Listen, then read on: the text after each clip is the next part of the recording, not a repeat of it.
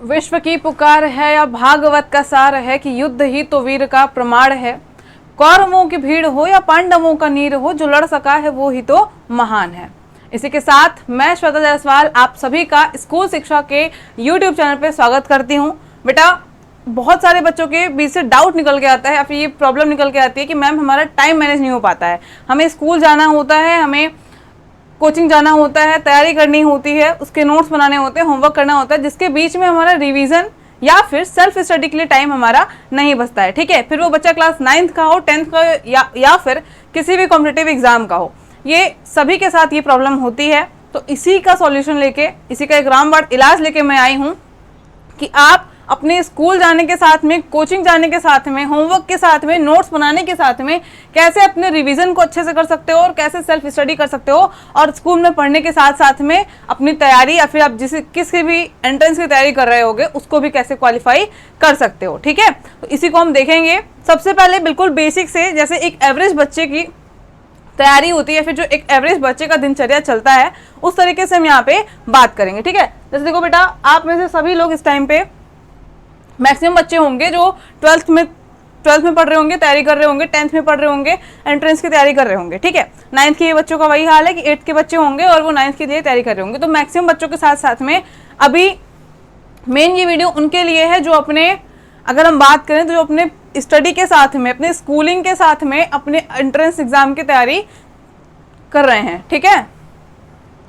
अगर हम एक एवरेज बच्चे की बात कर ले या फिर एक नॉर्मल बच्चे के लाइफ में क्या क्या चीज़ें चलती हैं, कैसे उसका पूरा दिन जाता है और कैसे टाइम बीत जाता है, इसकी बात करेंगे। तो सबसे पहले आप लोग सुबह, आपके 7 से 8 घंटे स्कूल का टाइम होता है, उसी में मिसलिनियस काम भी हम ऐड कर लेंगे। मान लो आपका नहाना धोना, नाश्ता और ब्रेकफास्ट करना, उसके बाद में फिर स्कूल आना। ठीक है, या फिर ट्रेवलिंग टाइम को जोड़ लो, वो आपका 7-8 घंटा उसमें निकल जाता है। ठीक है, उसके बाद में आप आते हो, वहाँ से कोचिंग जाते हो, 3 से 4 घंटा आपका कोचिंग मिनिमम चलता है क्योंकि अब सब्जेक्ट्स भी ज़्यादा हैं और ट्रैवलिंग का टाइम भी, आप कोचिंग जा रहे हो तो वहाँ पे दोस्त भी मिलेंगे, दोस्त के साथ भी कुछ बाहर निकलेंगे, खाएंगे वाएंगे, थोड़े गॉसिप्स करेंगे ही ना। वैसा तो है नहीं कि अगर कोचिंग में, स्कूल में दोस्त हैं तो उनसे बात नहीं करेंगे, सबके दोस्त होते हैं, ये सब चीज़ें होती हैं।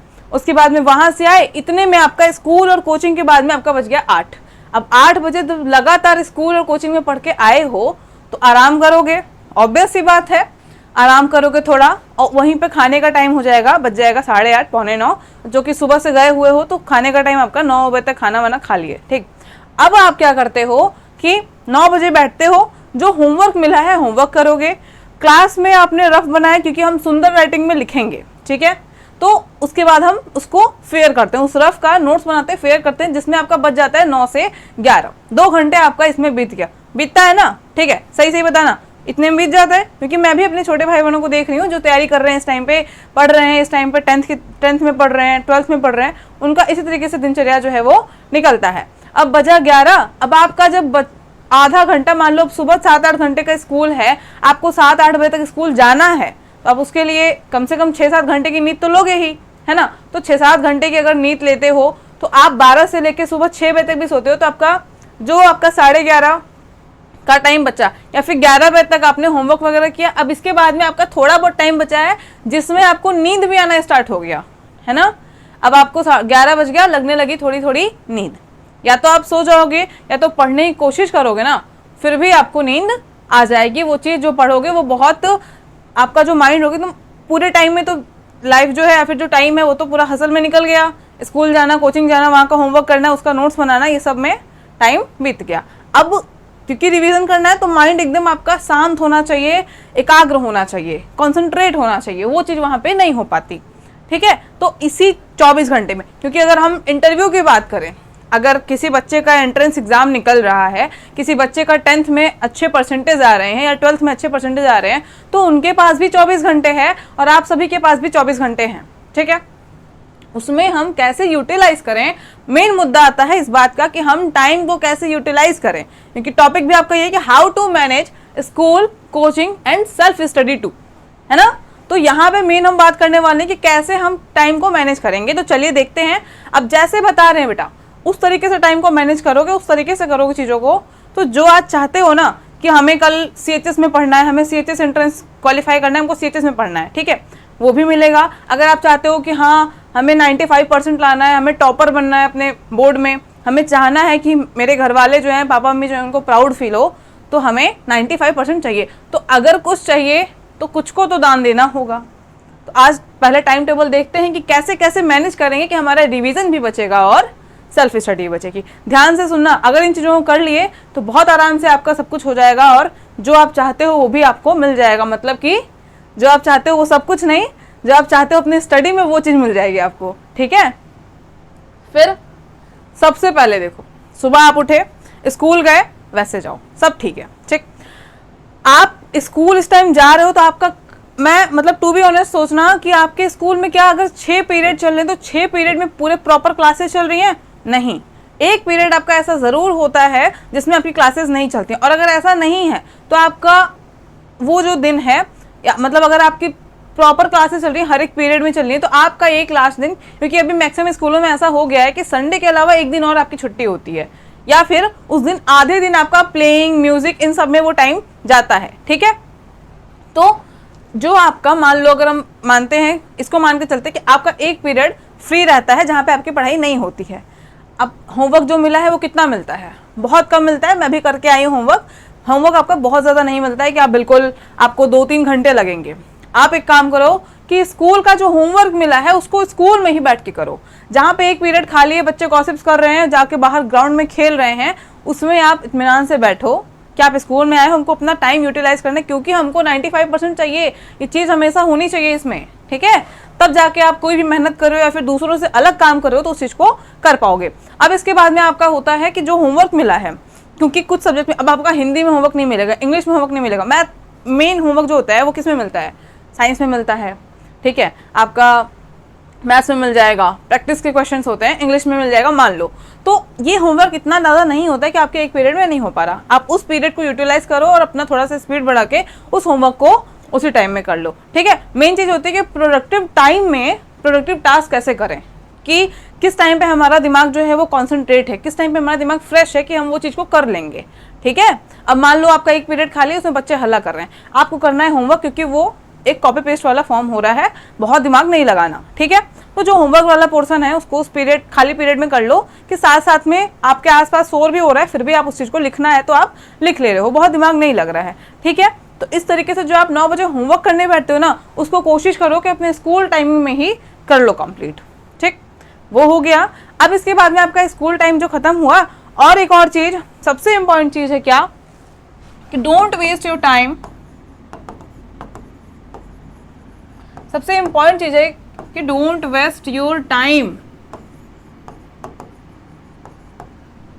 Making notes. ठीक है, अपना टाइम जो है वो नोट्स बनाने में मत गवाओ। अगर आपका सपना है 95% पाने का, और आपका सपना है कि हम किसी अच्छे कॉलेज में, स्कूल में, जैसे CHS हो गया, आपका JNV हो गया, या सैनिक स्कूल हो गया, इस तरीके के स्कूल में हमको पढ़ना है, वहाँ का एंट्रेंस क्वालिफाई करना है, तो आप नोट्स बनाने में कि हम बहुत सुंदर सुंदर लिखेंगे, उस पर टाइम वेस्ट मत करो। मत लिखो 4 पेन से।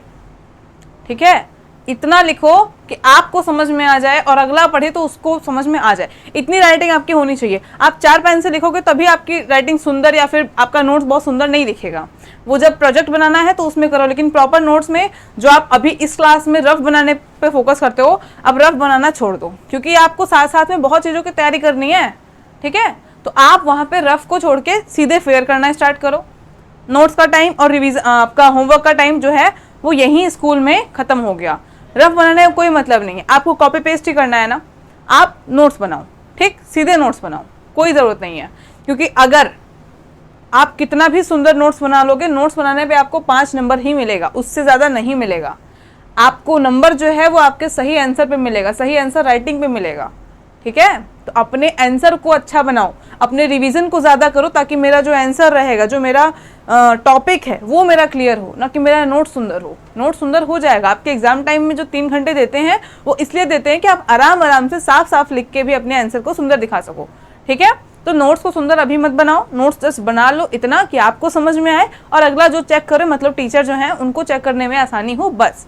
बहुत सुंदर मत बना के लिखो। ठीक है, तो आपका जो नोट्स बनाने का टाइम है और जो होमवर्क करने का टाइम है वो आपके स्कूल में कंप्लीट हो गया। बाकी जो आप 9 से 11 ये करते थे, वहाँ पे आप दूसरा काम कर सकते हो।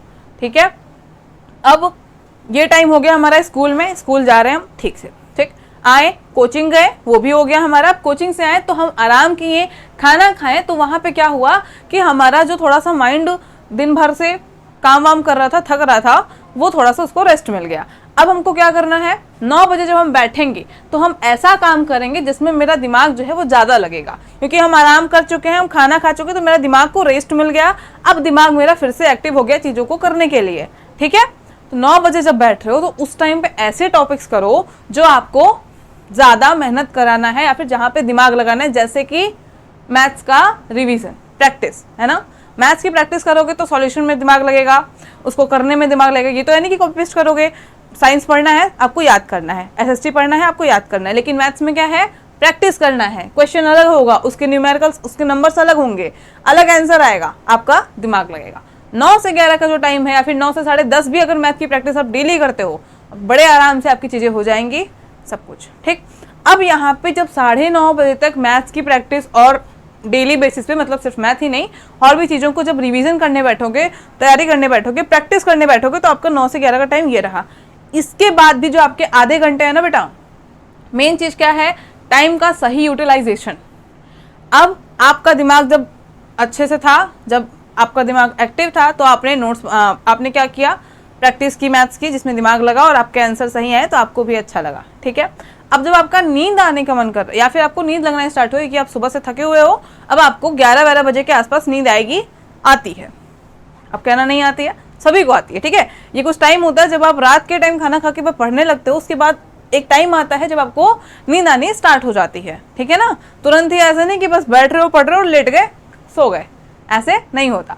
तो 11 बजे के बाद मान लो जिस भी टाइम होता है, मतलब कुछ टाइम बाद आपको नींद आना स्टार्ट हो जाएगा। अब यहाँ क्या करना है कि अगर मान लो होमवर्क बचा हुआ है स्कूल का, अगर मान लो नोट्स बनानी है, अब यहाँ नींद आ रही है, आराम से, क्योंकि होमवर्क करने में और नोट्स बनाने में कॉपी पेस्ट का फॉर्म ज़्यादा होता है।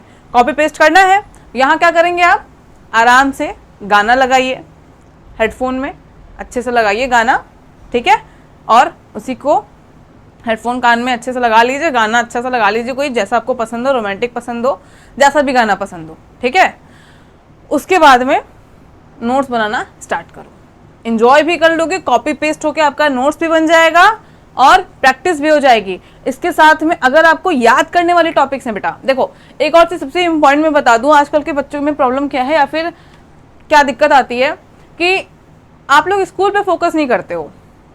हाँ ठीक है, मानते हैं कभी कभी होता है कि स्कूल में उस तरीके से पढ़ाई नहीं होती, मानते हैं, ठीक है, लेकिन कुछ तो होती है। अब अगर हम बात करें कोचिंग की, ठीक है, आप अगर मैक्सिमम लोग की बात करें, हम सिर्फ एक पर्टिकुलर इंसान को नहीं बोल रहे हैं या फिर आप ही लोग को नहीं बोल रहे हैं, मैक्सिमम की बात करेंगे। आप सोचोगे तो, ध्यान दोगे, समझोगे तो वहाँ पे होता क्या है कि आप समझते हो कि हम स्कूल जा रहे हैं और हम कोचिंग भी जा रहे हैं, कोचिंग में भी सेम पढ़ाई हो रही है, स्कूल में भी, तो हम स्कूल में फोकस नहीं करते, हम कोचिंग पे चीज़ों पे फोकस करते हैं। वहाँ पे सिलेबस भी अगर हम एज कम्पेयर टू बात करें स्कूल के, तो कोचिंग में सिलेबस आपका पहले खत्म होता है, तो आप कोचिंग पढ़ रहे हो, उस चीज़ को पहली बार पढ़ रहे हो, ठीक है, वहाँ आपने पढ़ लिया।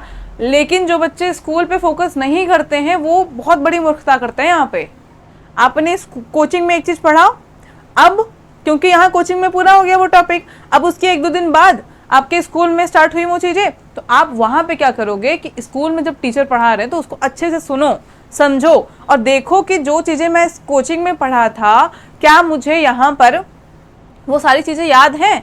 और अगर उस टाइम पे बेटा आपने उसको, मान लो आप, हम हिंदी की बात कर लेते हैं, हिंदी में आपने कोई टॉपिक संधि पढ़ा, ठीक है, अब वो मैम ने आपको स्कूल में पढ़ाया कि हाँ संधि की डेफिनेशन ये होती है, संधि के इतने टाइप होते हैं, ये बताओ कि इसमें से ये कौन सा होता है, या फिर मैम स्टार्टिंग में पूछ दी कि संधि किसे कहते हैं, आपने कोचिंग में पढ़ लिया है, आप बताओ, फोकस रहो, हाँ संधि इसे कहते हैं मैम, तो वहाँ पे एक आपका इमेज भी अच्छा, इमेज की बात छोड़ दो, वैसे मतलब एक टीचर के नज़र में भी होगा बच्चा ये पढ़ता है, और आप जब उस चीज़ को पढ़ के यहाँ पे फोकस करोगे ना, तो आपका वो रिवीजन होगा, क्योंकि रिवीजन तो पढ़ने और सुनने से ही होता है। आपने एक बार पढ़ लिया, दोबारा आपने स्कूल में पढ़ लिया, तो रिवीजन के लिए अलग से टाइम निकालने की ज़रूरत नहीं है। इन्हीं टाइम को यूटिलाइज करके, इन्हीं फोकस, इसी तरीके से फोकस करके आप अपने 24 घंटे में ही स्कूलिंग भी कर सकते हो, ट्यूशन भी जा सकते हो, होमवर्क भी कर सकते हो, साथ में नोट्स भी बना के और रिवीजन भी कर सकते हो, सेल्फ स्टडी, सेल्फ प्रैक्टिस भी कर सकते हो, सब कर सकते हो। एंटरटेनमेंट आपका कुछ नहीं हिला, वही टाइम था, है ना। बस जब आप होमवर्क का टाइम करते थे उसको मैंने टाइम चेंज कर दिया, जो आप नोट्स बनाते थे वो टाइम चेंज हो गया, तो वो टाइम चेंज हुआ उसी जगह पे ना, तो सही से किस जगह को हम या फिर किस काम को किस टाइम पे करना चाहिए ये हमें पता होना चाहिए, ठीक है। क्योंकि इतनी चीज़ों के अलावा जैसे आपका एग्जाम पास में आता है तो आप पे बर्डन आने लगता है, आपको प्रोजेक्ट्स बनाने होते हैं, आपको डीपीपीज बनानी होती हैं, प्रैक्टिस सेट करने होते हैं, बहुत सारी चीज़ें होती हैं, सिर्फ एक दो चीज़ें नहीं होती है ना। तो इन चीज़ों के लिए भी आपको समय होना चाहिए। तो इस तरीके से अगर यूटिलाइज करोगे टाइम का तो सब कुछ आराम से होता है, स्मूथली होता है। और बहुत सारे टॉपर से मैंने बात की है जिन्होंने अपना ऐसे बताया और उन्होंने किया भी है, ऐसे ही वो फोकस्ड रहते हैं, अपने टाइम को सही से यूटिलाइज करते हैं, ठीक है। टॉपर्स यूनिक होते हैं ना, तो इसीलिए होते हैं क्योंकि वो सही से यूटिलाइज करते हैं समय का, और इसी की वजह से उनका स्मूथली सब कुछ होता है और लास्ट में टॉपर भी बन जाते हैं, ठीक है। तो आपका आराम से 95% आएगा, सब आएगा। एक और चीज़, इतना सब कुछ मैंने बता दिया, कुछ बच्चे शायद इसको पूरा देखे होंगे, कुछ पूरा नहीं देखे होंगे, और कुछ पूरा सुने होंगे। आज के लिए मोटिवेशन भी आया कि हाँ ये टाइम बिल्कुल सही है, मैं ऐसा ही करूँगा, मुझे चाहिए 95% या मुझे चाहिए CHS में एंट्रेंस, CHS में एडमिशन, ठीक है। लेकिन कुछ टाइम बाद वो एज़ यूजुअल जैसे चीज़ें चलती थी कि हाँ मेरे फ्रेंड्स खेल रहे हैं बाहर तो मैं भी जा रहा हूँ खेलने, होमवर्क बाद में कर लूँगा। इस तरीके से नहीं हो पाएगा। अगर आपको कोई चीज़ करनी है, ठीक है, कोई चीज़ करनी है तो उसके लिए लगना पड़ता है। अगर वो चीज़ पानी है, जैसे आपको 95% लाना है तो आप 95% के लिए आपके अंदर भूख होनी चाहिए कि हाँ हमें लाना है, एट एनी हाउ हमको लाना है। उसके लिए हम ये चीज़ छोड़ देंगे चलेगा, हमें कोई दिक्कत नहीं है, बट हमको वो चाहिए, ठीक है। तो आज करोगे तो ही कल आराम कर पाओगे। आज अच्छे जगह पढ़ोगे, वहाँ पे अच्छे इन्वायरमेंट में रहोगे, उसके बाद में वहाँ पे अच्छे से आपको आगे फिर इसी तरीके से बढ़ते जाओगे तो सारी चीज़ें अच्छे से हो जाएंगी। आप भी अपने आसपास बहुत सारी चीज़ों को देख रहे होगे कि क्या सीन चल रहा है, ठीक है। सब बताने की ज़रूरत नहीं होती है। अगर कुछ चाहिए तो कुछ खोना होगा, और यही आराम जो है, यही फन जो है, इसको थोड़ा खोना होगा, और तब जाके आपका अच्छा नंबर आएगा। और जब जिस दिन नंबर अच्छा आ जाएगा ना, उस दिन कोई कुछ नहीं बोलेगा, टीचर्स भी खुश रहेंगे, आप भी खुश रहोगे, आपको सबसे ज़्यादा आपके पेरेंट्स खुश रहेंगे, ठीक है। तो उसके लिए अच्छे से मेहनत करिए, जैसे बताया गया है उसे यूटिलाइज़ करिए, क्योंकि किसी भी एग्ज़ाम में बहुत ज़्यादा समय नहीं है। अगर आप 12th में होंगे तो 12th का भी एग्ज़ाम आपका आ जाएगा कुछ टाइम बाद, 10th में होंगे सेम ऐसे ही, एंट्रेंस की तैयारी कर रहे होंगे तो एंट्रेंस की तैयारी भी आपकी चली रही है, बहुत सारे बच्चे पढ़ रहे हैं, कंपटीशन भी टफ है। अगर करोगे तो होगा, ठीक। कुछ पाने के लिए कुछ खोना पड़ता है, ये बात एकदम फैक्ट है, और ये मान के रखो, ठीक है। तो इसी के साथ आज के लिए इतना ही। अगर आपको वीडियो पसंद आई हो तो नीचे कमेंट बॉक्स में बिल्कुल अपनी प्रतिक्रिया दे सकते हैं आप कि कैसे लगे, आपको हेल्पफुल रहा कि नहीं। और अगर इस तरीके से और भी डाउट्स हैं आपके माइंड में या फिर प्रॉब्लम्स हैं किसी भी चीज़ को लेकर, टॉपिक को लेके, तो आप बिल्कुल कमेंट बॉक्स आपके लिए खुला हुआ है, आप वहाँ पे उस टॉपिक को डाल सकते हैं, मैं उसका भी सोल्यूशन आपके लिए लेके ज़रूर आऊँगी, ठीक है। तो थैंक यू सो मच।